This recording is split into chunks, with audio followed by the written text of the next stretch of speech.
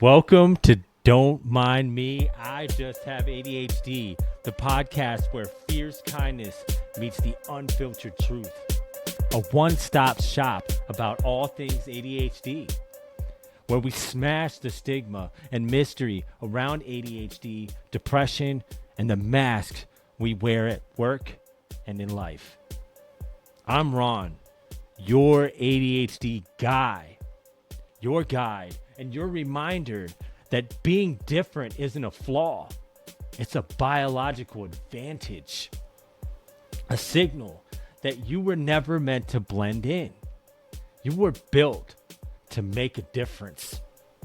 Here, we face the struggles that no one seems to get with heart. We unpack the chaos. We build strength through our sensitivity. We turn pain into power. Because kindness isn't weak. It's a revolution. And every time you show up for yourself, that's you taking your life back. So let's make it cool to be different. Let's make it brave.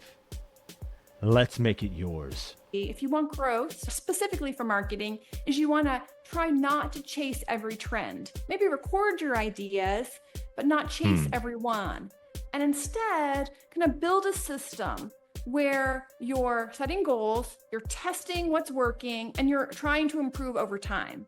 Because I think that's when marketing, when you control the outcome and the improvements, and it's not a business that controls you and how you focus your attention. Hey guys, welcome back to another episode of Don't Mind Me, I Just Have ADHD. I'm Ron, your ADHD guy, your host, and I'm here with Deborah Forrister, who has spent over 15 years helping entrepreneurs grow their business through smart, data-driven marketing. And today, she's here to show us how ADHD might just be your greatest asset for business. From setting measurable goals to avoiding the classic dartboard marketing trap, Deborah breaks down how to stop guessing and start building with strategy. You don't want to miss this one.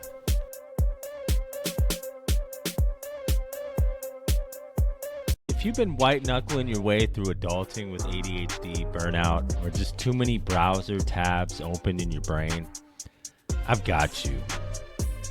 Let's hop on a free 30-minute discovery call where we'll talk ADHD, purpose, and how to stop feeling like a walking to-do list. No weird sales pitches, just real talk, fierce kindness, and maybe a dad joke or two. Book it now at youradhdguy.com. That's youradhdguy.com. Your future self will high five you for it. Yeah.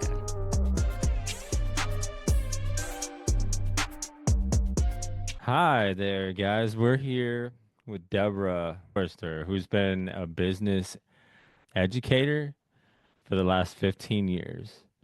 So before we get into all that, have you worked with business entrepreneurs that have ADHD?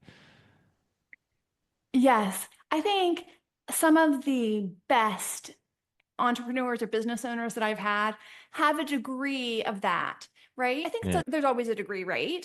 But I think that some of the characteristics, ADHD or not, of like that passion and really wanting to start something new and the creative and building something is something a lot of business owners share, right? A lot of those traits. Yeah, definitely. You talked about how having ADHD can actually be something that works with you when you're trying to be an entrepreneur. Yeah, let's kind of unpack that. How is that a strength? It's interesting. Yeah. So the one thing that they don't tell you when you're trying to start a business is that ADHD can be a strength, right? And marketing Yeah. specifically, and people don't look at it that way. And I think that's unfortunate. I think that people who have ADHD, they naturally are just very creative. They Mm. thrive in a fast pace and they have lots of ideas to put into practice. And that's something that most people who have a business they'll get focused on like running the business, but they don't have the creativity to think out of the box to do Yeah. different types of marketing. And so it's really gold if you can implement that, and sometimes you can hit on something that's different than what other people are doing. So I think it can be a huge strength for people who have a business. Yeah, I definitely, in the beginning, when I was starting mine, Hmm. I'm still developing. Yeah. Um, I was like, it seemed daunting because it's like I'm having trouble, and I know I'm not the only one, like doing a normal job. Like, how can I even be successful at something that's like so uncharted and quite scary when you're like trying to create something that maybe hasn't been done before or you haven't done it, that can be huge. For me, it's like once I started, we have so much creativity that we kind of got an edge on other entrepreneurs because we're willing to try whatever. We're impulsive. We're like you were saying, like when we get focused on something, it's like we're there to the end. The only thing that I've seen, in myself and others is with ADHD is the follow through. Right. So when you have a lot of ideas, that I think that's where having all of those ideas and interest, that's where it can collide with entrepreneurship. Yeah. Because with entrepreneurship, you remember what I said, right? You have all of these ideas. In marketing, it can be, hey, I'm going to start a podcast. I'm going to have a blog. I'm going to do ads. I'm going to create Yeah. all of these ideas. And sometimes I think ADHD and not all business owners, maybe they don't stick with it long Mhm. enough to know if that tactic is going to work, right? Okay. And that's ultimately the trap, is that if you rely on chasing everything and dabbling, then you don't know if it's going to work. And so you're not building anything because you're just reacting to or chasing things without a clear goal. Maybe there's no plan and there's no way to tell what's working. And so you're not going to get traction, right? Hmm. Yeah, I think is a little bit funny. It's kind of like playing pin the tail on the donkey, or like some kind of Yeah. dart game where you're blindfolded and you're just like throwing darts, hoping that they stick, right? Like no one would do that and expect that they're going to Yeah. actually do well, That's right? crazy. And that's what people kind of do a lot of times in marketing, is that there's no, like, I just want to do generally in this area, and they think it'll magically come together. But in a Hmm. dart game, the system that's better and what people would naturally do, you would remove the blindfold, aim at one section of the board, and adjust your throw. You would adjust your approach to try to get better, right? So, like, you create this system, you define what you're trying to do in a way that's measurable, Yeah. and then you have a plan like, okay, well, this time I'm going to try to throw with my left hand. This time I'm going to try to step back. This time, like, you have a Yeah. plan, like what you're going to try, and you very quickly prioritize, what am I going to do that's going to make this better? And you're constantly like slightly tweaking, right? Yeah. And that's just a much better approach Mm. to marketing, right? Pick a goal, focus on what you want to do, test, refine. Yeah. That makes a lot of sense. Marketing. So like you talked about measurable. Um, how do you like how does that work? Like with measure, like how do you measure something? Like, Right. So when you're picking a goal that you want to have, you want it to be something that you can measure to see if it's improving. And I think that's a mistake that people make when they're have an idea for what they want to do.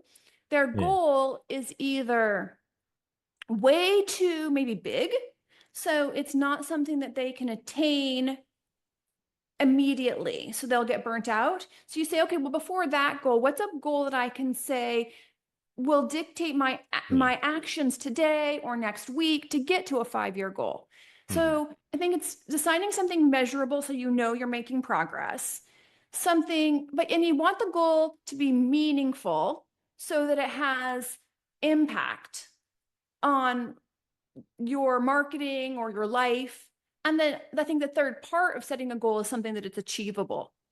So what maybe are we talking about examples of something that's measurement? Well, I mean, maybe going back to your podcast, right? Yeah. If you're trying to say like, hey, I want more engagement, you know where Mhm. you can get those numbers. You can see how long someone listened to your podcast. You can see of the topics, which one got reshared in the community, right? Like you can kind of Yeah. look at the data and you could ask people who are in your network which one they would be involved in, right? So then you're saying like, Mhm. okay, well, did I get longer watch times? Did I get people sharing it? So you're looking at these proximate indicators, I think they're called, but just smaller goals to Yeah. see, am I moving in the direction that's getting me my ultimate goal? Yeah, like there's like Apple Analytics that you get that I look at, and so Yeah. basically what you're saying is like, so I look at the episodes and I look at the ones that really got a lot of traction, and I kind of just like, okay, well that's the direction I want to head in. Um, so it's kind of like in the beginning you're throwing those darts, and you're like, okay, this one, got near the mark, this one's getting closer. um, and then just kind of repeating that process over and over again.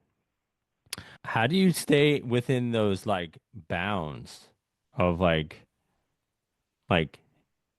without all, like those shiny objects that are out there? They're like, well, because there's always like I know for me, when I'm trying to do something, there's like all these emails, or maybe I might see something like obviously Google's like understanding like what to market to me, and then I'm like, okay, well this guy's like can give me a TED talk over here, or whatever that may look like, and you're like, I want to go for that. How do you stay within like the bounds of like, I think it has to do with prioritizing your goals, right? So if you know what you're trying to get out of a marketing or out of the podcast or out of something that you're doing, then when an opportunity comes in, you can identify, is this more or less likely to get me towards my goal? Or am I willing to abandon this goal in order to go after another goal and create a new loop, even if I'm kind of starting over, right? And so I guess my question would be, if your goal is increasing your audience and you're looking for ways actively to increase your audience, then going on a TED Talk could be a way to reach that hmm, goal, right? But if you're trying to do engagement, I might argue that a TED Talk is a different direction completely, because it's really not about niching in on your audience and making something engaging for them and a product that's going to serve them, yeah. but it's more about your notoriety. And so my question would be, what goal does that action help you reach? And is that goal actually what you want to reach?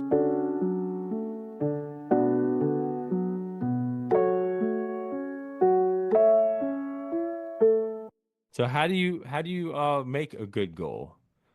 Like Yeah, what's the process of that? I think a lot of people have, it's measurable, it's meaningful, Hmm. and it's achievable. And so I think the first piece is it's measurable. And I think for marketing, oftentimes that can be, how many phone calls did I get? What does my analytics look like? Are they staying on the page? How much is a cost per lead? Right. So you have all of these different indicators that you can look to measure to see which one you can move. A lot of times it comes down to how many new customers do I get, right? Yeah. And then meaningful, I think sometimes that's the what happens is that they'll do something, but the upside of what they're doing doesn't, you can't feel the impact of that, Yeah. right? And so I think that the analogy I heard was just kind of like a sports analogy. You got to make sure you're in the right league. Because if Hmm. you're spending a lot of action, like in a game that's just recreational, that's going to be like really different than if you're trying to compete in a larger league or even professionally, right? Yeah. And the actions that you might take are different, kind of depending on if it's going to have a meaningful impact. And so choosing something that is important and that where you can be competitive and actually Yeah. make a difference, I think is part of the definition. Right. And then you want it to be achievable. So small enough so you're not saying, hey, I want to grow my business. It's great to have a 10-year goal to grow your business to 10 million or 100 million. Yeah. But backing that down to say, I'd like to make the next step up for my business. If I'm at 40, I want to make 100. If I'm at 100, I want to make 400. And what's the next problem I need to identify and fix? What's the next improvement I need to make with my marketing that's limiting my ability to move forward? And that is broken down on what I'm going to test to see if I can improve today. Can Yeah. I get more productivity out of my time? Can I update a message that's going to make people want to call me from my website? Like, what actions can I take to incrementally improve? And then you incorporate the ones that work and move forward with those, and then come up with a new idea of what you're going to improve. So it's Yeah. creating that feedback loop and letting go of items that, even if you're successful, aren't moving the needle. Yeah. Okay. That makes sense. Hopefully. One of the biggest challenges that I have with ADHD, if things aren't going the way that I've invested a certain amount of time and they're not going the way that I would like them to go. And um, I've kind of followed somebody else's blueprint and did my thing with it, but it's like I'm not getting the awareness for it. So I just want to give it up, because it's a lot of work and I don't see the return on investment. So what do you suggest? Because with ADHD, I'm like, if it's not happening yesterday, it's a failure. And I think that the first thing that you want to do is just appreciate that, what did I learn Yeah. from this system that Hmm. I'm building? Like, what about their blueprint doesn't work for me? And so you're identifying, I wish I knew what the kind of situation was so I could speak more specifically to your analogy, but I think it happens a lot where people will try a tactic. They're like, you know what, I'm going to post on social media. But then I Yeah. realize, like, you have to post several times a day for a long time if you're going to choose that method to get Hmm. results. And if that's not something that you want to commit to, that doesn't work for your style, there might be other approaches that can get you to where you want to be. But if something's not working, I think just appreciating, like, hey, what can I learn from this? Yeah. And what do I think would help me find this more rewarding or get the result I want? And then just kind of thinking through, okay, I feel like that the first thing I could do was adjust in marketing, oftentimes it's the offer, Yeah. right? You're offering the wrong thing. So people are coming and they want some kind of service, but they want something different than what you're. So testing, okay, well, what if I offer this? What if I offer a lower price point? What if I offer something Hmm. smaller, or like I'm packaging it differently? And so then it's an exercise not in I failed or this tactic doesn't work, but how do I use psychology, what I know about my audience, what I have to offer to test different offers Yeah. or test different follow up? I think sometimes, and then also challenge misconceptions. So you might think, oh, this isn't working. They're not buying in 24 hours the thing I'm trying to sell. So Yeah. then saying, okay, well, maybe I need more touch points and I need to make a longer sales cycle. So I think that those are kind of the two things that I see a lot Yeah. is people that they don't appreciate that there is something to be learned about why it's not working. Hmm. And if they can sit back and say, why do I think this is not working? And how can I test if I can make that piece better? Maybe it's messaging. And think about, well, what assumptions do I have that might not be accurate for my audience? Sometimes that's why a professional can help, right? Yeah. Because you might not see You might not have your goals defined in a way that get you to where you want to go, or you may not know what to test to see if you can improve. And sometimes an outside consultant can come Yeah. in and see something that can have really great results just by changing and testing a couple of different options or variations.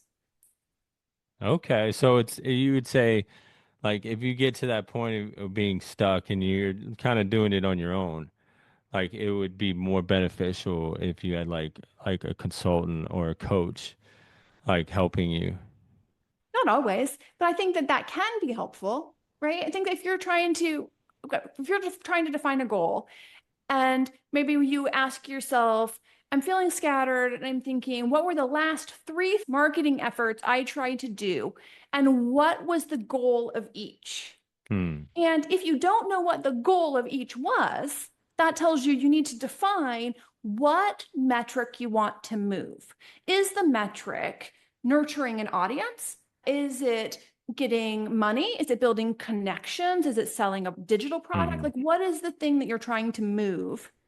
And what's the action that has to happen immediately before that to get that to happen, right? So, kind of just thinking about what your efforts are, making sure you're really clear on what the goal is, and then looking of all of the different marketing things I could do, which one do I think is going to be most likely to impact that item, and focus on that and make small tweaks and not say, okay, I'm going to change the messaging, I'm going to change everything all at once, because then you don't know Yeah. what is impacting the change in behavior. Because if you change the environment, you change the behavior, right?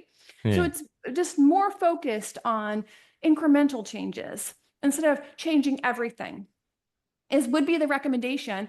And if you're really stuck, having a sounding board, another business owner can be a way to then have that, just a sounding board. Yeah, especially if you're coming into this for the first time and you're kind of like maybe an extra set of eyes might work, but what you're trying to say is that if you just like kind of make little adjustments, that might be like somebody's not seeing your offer clear enough.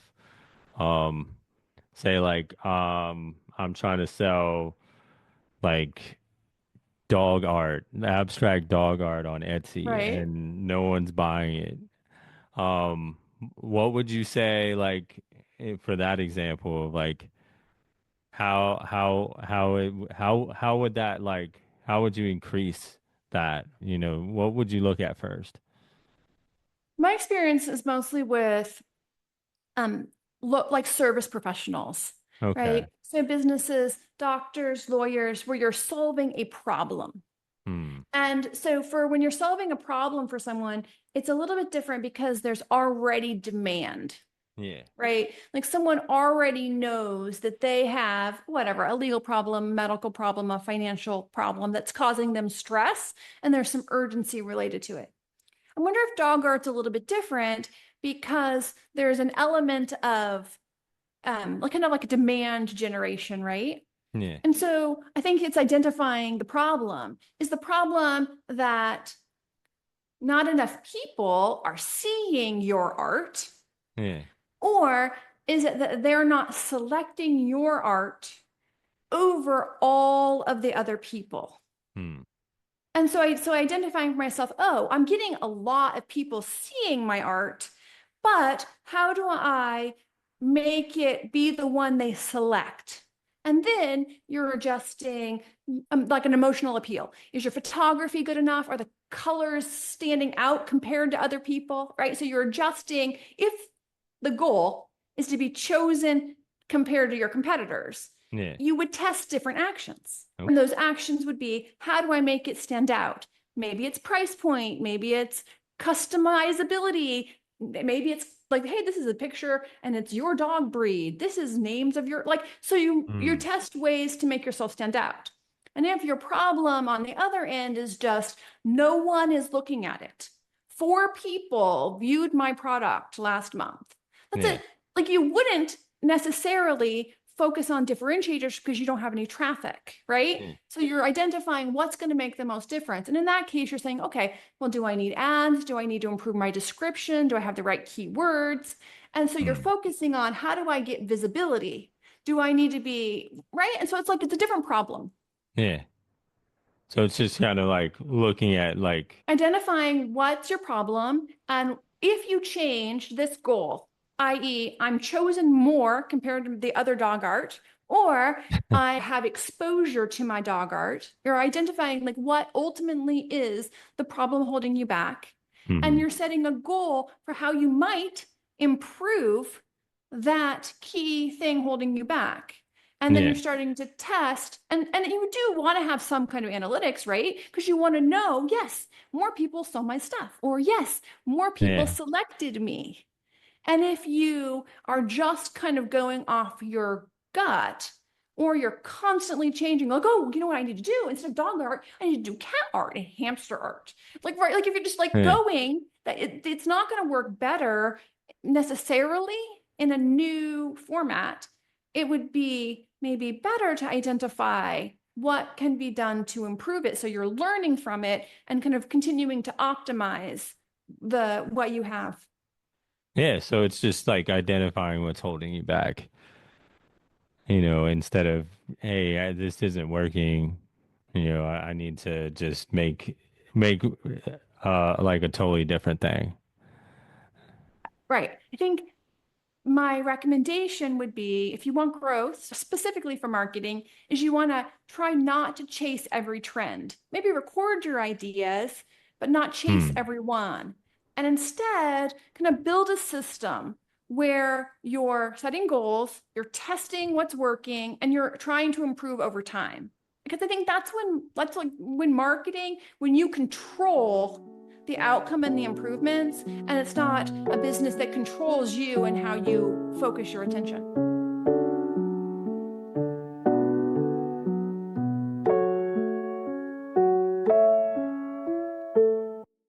How would you suggest that somebody choose the idea to test first? How do we choose? That's a good question, because I think it's going to be so different for so many different kinds of businesses, right? So, Yeah, I think you identify the main goal. So with my clients, a lot of times what they want more, um, they want more clients, yeah. right? And That's so, the goal, right? right, the goal is more clients. And so backing up from that, how can I get more leads, more calls? Yeah. And backing up from that, where are people being introduced to my business? Hmm. Is it on social media? Is it in my website blog content? Is it on Google, the big Google business profile? Is it in organic? And backing up, thinking to myself, okay, well, if I got more people to view my Google business profile, and I got more people to engage with my Google business profile, then I could move them into my funnel. I think typically when you're looking for improvements, you start at the end of the funnel. Yeah. So the first place you look in the example of trying to get more cases is you look to see, of the people who call me, Yeah. how many have a consultation? How many people come in? And is there any reason why they're not moving along my funnel? And Hmm. what can I test? Am I answering the phone quickly? Am I calling people back quickly? Does one person need to train? Right. So you're just like testing ideas. What could make that better? And then Yeah. stepping back, on the page that they schedule the consultation, of the people who view that page, how many are making a call? And what might be a reason that they're not making a call? And then you're testing that idea. Is it too busy? Is my offer good enough? Am I giving enough value? Is there any reason why that they might want to be leaving? And you just sit, you can sometimes look at the page and be like, oh, maybe if Hmm. I changed something on the page, I would get a better result, right? And so you're looking at all of the key points in your funnel and kind of thinking, how can I make an improvement so that my every step of that process is getting better? Yeah, that makes sense. Yeah, you've been super helpful. Thank you. You know what? I enjoy talking with you, and I really hope that this was interesting for people who might be thinking about how they can move ahead in their business and with different ideas about how they can get their marketing to work better for them. Oh yeah, definitely. Um, yeah, and I feel like what you're saying is like, well, in my belief, is that you're not selling really the product. You're selling yourself. You're selling the belief in yourself that you can help make that transformation in their life. You know, that if you invest in me or in who I am, uh, that this can happen for you too. I think you've hit on an important point, right? And I think the one thing that business owners don't know is that sometimes small tweaks in what they're doing can have wildly positive impacts on what they're doing, right? And so you can use that for your own business. And then you can also use that for potential clients, right? And you can impact their decision-making process with small tweaks. Yeah. Yeah, definitely. So it's all about like the little things, paying attention to those. It's about being strategic and picking the little things that are going to make a high impact difference and allowing yourself to stay focused on looking at the reaction, right? So you have a little bit more planning about which ones you're going to do, a little Hmm. bit of observation to see if what you're actually spending time on and focusing is getting the things that you want, and then having that review to say like, hey, did this get me what I want? So that you're kind of thinking through that in your day to day when you're trying to reach marketing goals. Yeah. So what are some like low hanging fruit that somebody can use when they can't like maybe afford a team to like make those adjustments, What are some low hanging fruit that people can do? like I think that solopreneurs to create a feedback loop to refine their strategy. trying to think of like what's gonna like a common mistake. Like, I think that a common thing that people can do is think about the user experience.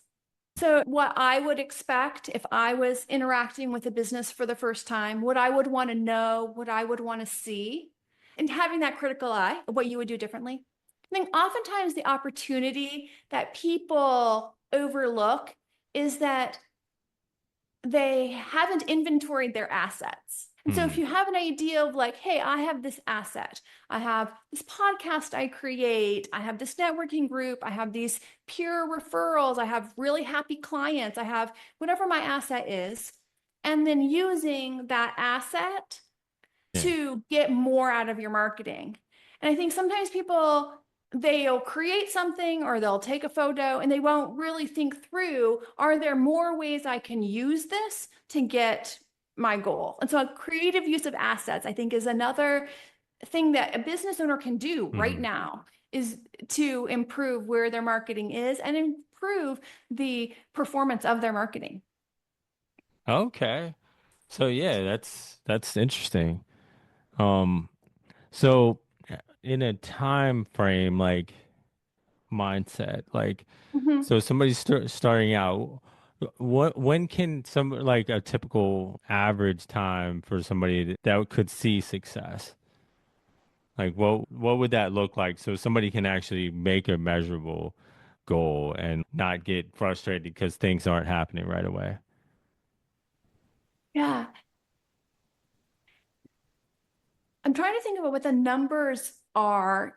So sometimes depends on the test that you have and how many people are looking at your offer. Yeah. I've seen situations where you might have an offer and suddenly it was like people are, I need in my business more people to call. So Yeah. now I'm going to try something radical. I'm going to do a free consultation. I'm going to offer a sale. I'm going to offer a discount. And you might know very quickly that more Yeah. people are reacting to a change. And if your idea is high impact and it's very different from what you're testing it against, you may see a difference very quickly. Hmm. And when you get into the process, if this tweak is smaller, it might take longer to see the difference between the two different ideas. So I like to have tests where you can see the results in like 30 to 90 days. So Hmm. I can see I've identified the issue I want to test, and I can get enough data to know if that plan of action that I'm trying is better than what I was doing before. It's better for the people involved who are actually implementing. It's getting a better response from the people I'm presenting it to, because that allows me to then test another idea in 90 days and be feeling like I'm having an achievable result. I think that's the problem, is if your goals are way too big to Yeah. not see results, and then you don't have the same kind of motivation. But if you can have smaller defined goals that you can get, you can be pretty sure which one's working better in 60 to 90 days. I think a lot of times that's where you have that Mhm. spot where you can stay motivated to try new ideas. So yeah, just giving yourself that grace period of between 30 and 90 days. Sounds good. Yeah, I mean that's what has worked for me.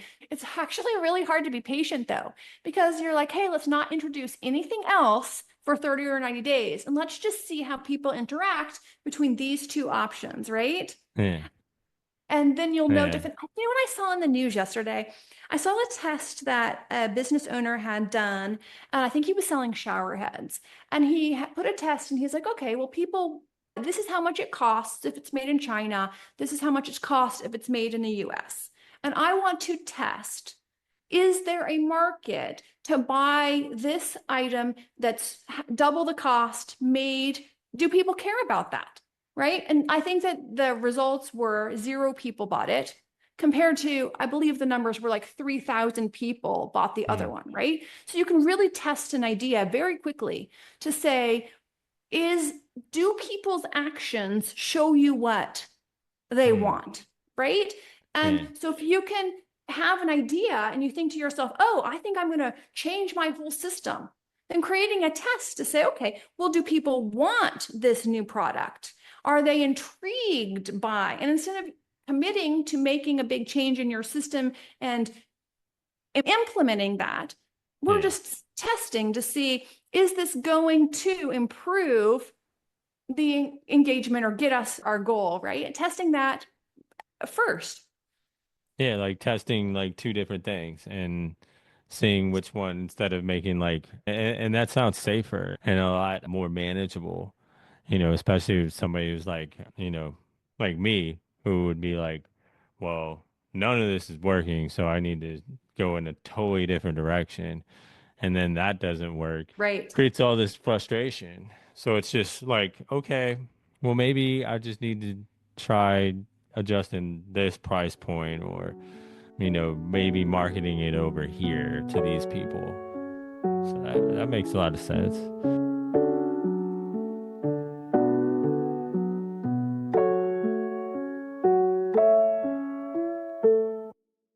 So what would be the biggest or the most impactful success story for a client of yours? I think the biggest, um, I've had some great success. Hmm. And thinking back to your podcast, a lot of times the successes are when something worked and it was surprising. Like we kind of thought, oh, we're going to run that test. Yeah. Because oftentimes we'll have meetings and we'll be thinking, okay, we have this landing page. We would like to get more involvement. Hmm. And we'll have different people with different experience levels suggest changes. Like, why don't we say this? Why don't we try a photo like that?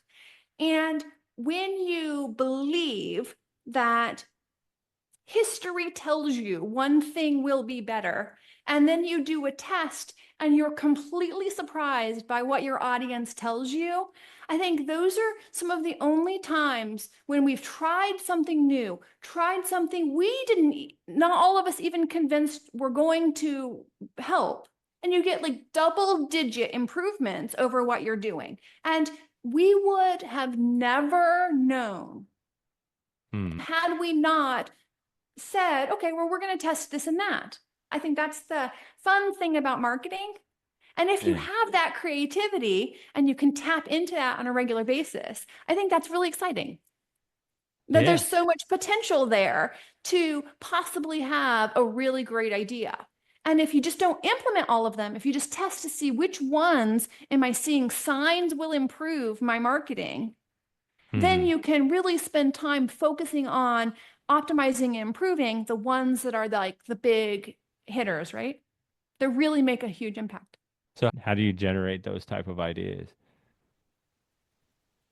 Um, so when we work, I think I told you that we mostly work with service professionals. And so for service professionals, there are certain types of strategies that work really well.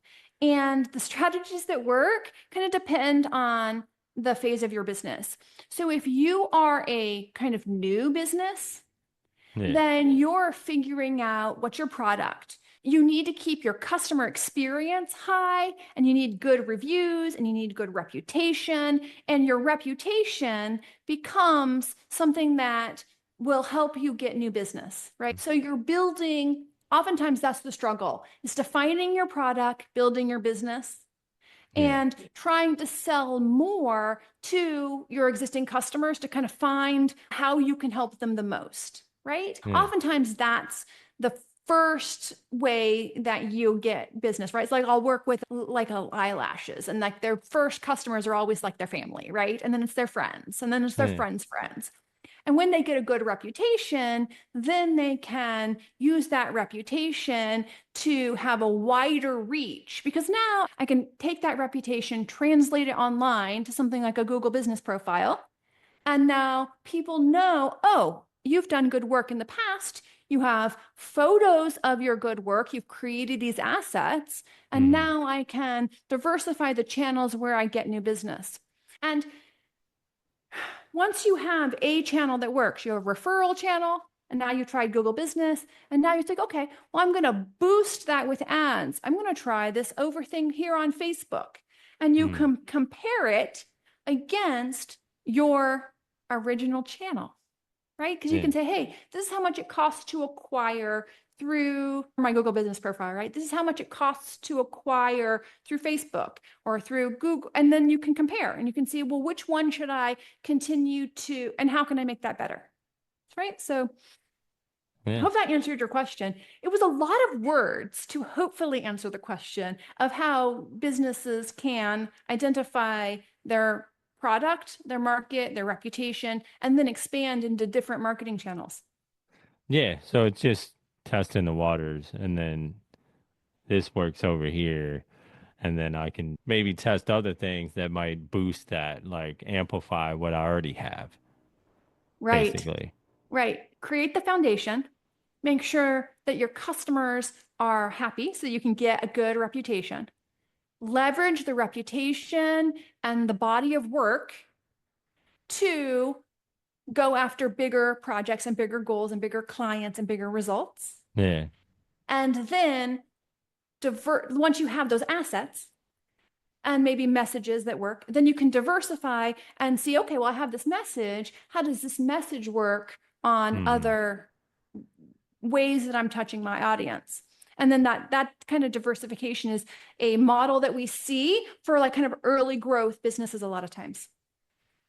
Okay. Well, it's unfortunately the top of the hour, and Yes. it's been very informative. Hopefully some of the viewers have gotten a lot more confidence, those ones that are entrepreneurs and have ADHD, to be able to implement some of these strategies. So if somebody wanted to connect with you, how would they go about doing that? So I'm in my bio, I'm sure that you'll link up to the website or on LinkedIn. If someone has a specific question and want to message me there, I would Yeah. love to reach out and share any information or insights that I have about their situation, or might be able to direct you to someone who I found interesting who has more knowledge than me. Okay, that's awesome that you can like have referrals, and that you're looking out for the best interest of your client, potential client. there is a specific segment of people who I know how to help. Yeah. And if I can help, I'm happy to. Otherwise, it's interesting to have conversations with people and hear about, kind of what they're working through and how they, and the ideas that they have to improve. So yeah, happy to connect, answer questions, reach me through my website, connect on LinkedIn. Those work really well. Yeah, and thank you again for coming on the show. I'm flattered and honored, and as always, enjoy the rest of your week. Yeah, thank you for having me. Really fun talking with you and meeting you. Yeah. All right, thanks. Bye. Thank you for tuning in, and I'm so happy that you stuck with us this long. If you are a budding entrepreneur and something Deborah shared helped you reframe your ADHD or get unstuck in your business, reach out and let us know. We'd love to hear from you. You can connect with Deborah through the links in the show notes. Yeah, also she left a little freebie for you guys that she put together, and that'll also be in the show notes. And as always, if you need to reach out, I always have that 30-minute guilt-free one-on-one session. Just book now at youradhdguy.com. It's right at the top. I'd love to hear from you. And as always, stay kind, stay curious, and remember, your brain isn't broken. It's just built different. And that's a gift. Subscribe, and may the source be with you.